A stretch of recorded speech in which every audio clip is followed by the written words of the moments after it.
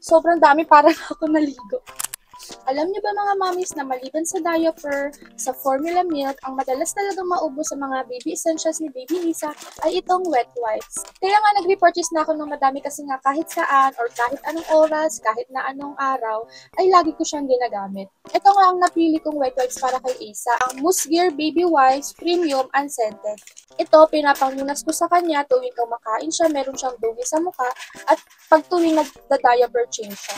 Madalas ko nga rin itong ginagamit lalo na pag nagpupunas ako sa mukha ko. Kasi ang pinakagusto ko dito is sobrang dami niyang water sa loob. Kaya talagang natatanggal yung mga makeup or sunscreen na nilalagay ko sa face. Pero syempre, nag-double cleanse pa rin ako. So, kung titingnan mo nga yung sheet na to is sobrang kapal niya at sobrang laki niya.